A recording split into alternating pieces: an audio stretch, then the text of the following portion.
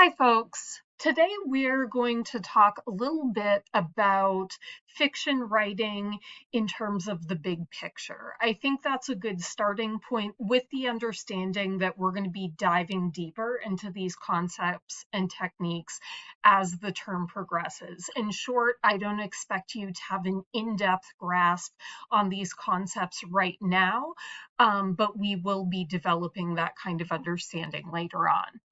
So let's dive in. I think that an effective starting point is kind of getting toward a definition of fiction, and you probably have a general idea of what fiction is. It's story-based writing, and sometimes that writing can be translated into film or video games or other types of media other than text on a page. But ultimately, fiction comes down to storytelling, and it's usually based on original ideas. When we have nonfiction based storytelling, that's kind of a whole other thing, like memoirs and things like that. One of the things that's important to keep in mind is that there are a lot of ways to tell a story well. And we'll be taking a look at several different examples over the course of the term, and we'll even delve into experimental writing a little bit to give you a really comprehensive understanding of how storytelling can take many forms. So let's talk about the conventions of writing. We're going to look at several conventions over the term, over the course of the semester, rather.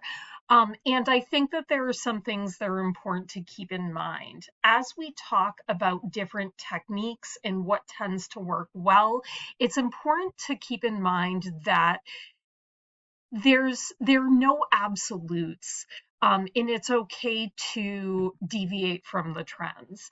There are common practices that tend to work well, but they may not work exactly as planned for the story that you're writing. So it's okay to adapt to them or to try something completely different. So examples of writers bucking trends.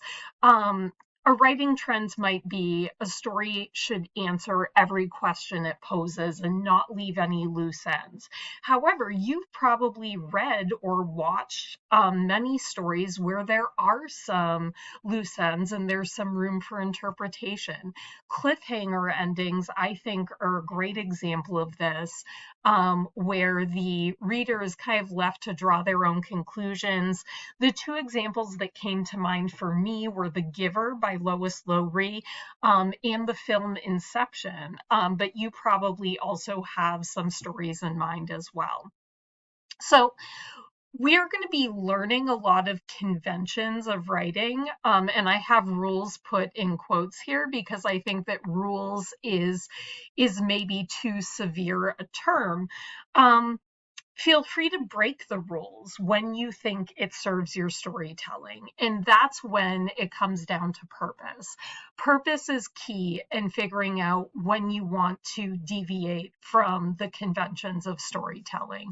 There are times when these trends and these quote unquote rules aren't really in the best interest of your story, and that's okay.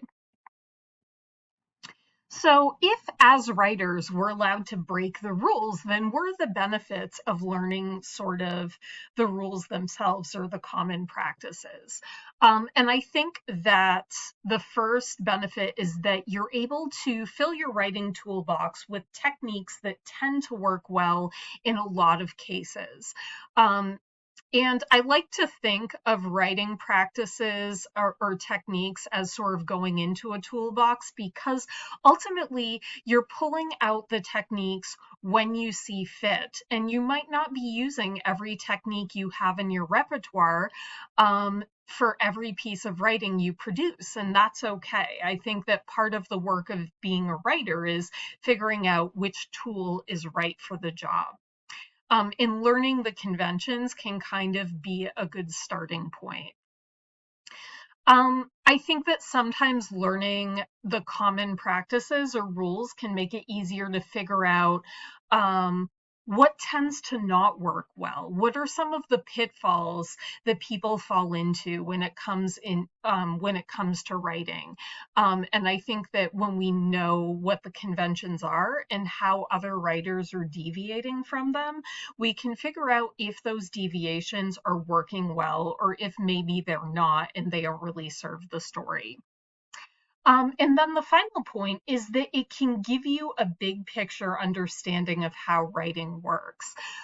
Sometimes I like to think of the conventions as sort of like the foundation of writing. It gives you something upon which to build, and that can be really helpful as you start thinking about your own tastes as a writer and your own writing styles.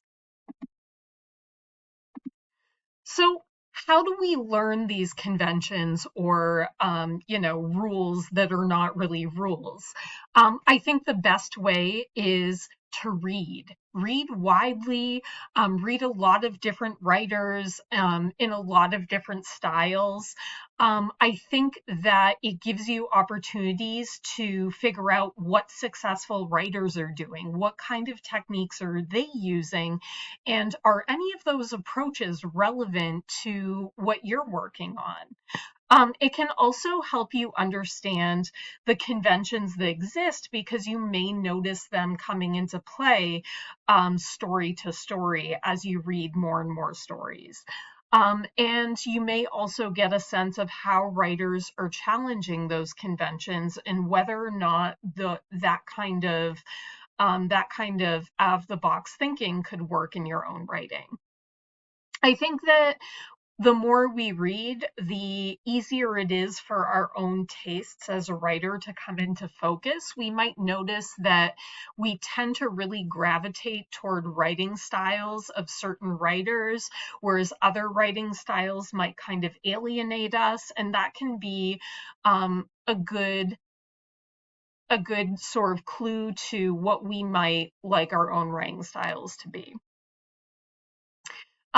I would also add that we are going to be doing a lot of work with defining these kind of core foundational pieces and techniques of writing fiction outside just reading to learn more about them. But I think that the reading really matters. I think that we can talk a lot about the theory of these techniques, and we will, but the reading is where you're actually going to see them in action, and I think that's a really important part of the practice. So we will be reading a variety of short stories and other pieces of storytelling over the course of the semester, and I'd encourage you to supplement that with stories that are interesting to you, whether they're movies or novels or short story collections. So a lot of times, the conventions of writing are tied to certain elements of writing. When it comes to fiction writing, these are some of the elements we're going to work with. And feel free to take a moment to pause if you want to just quickly read through the list. So we're going to be taking a deep dive into each of these elements over the next several weeks.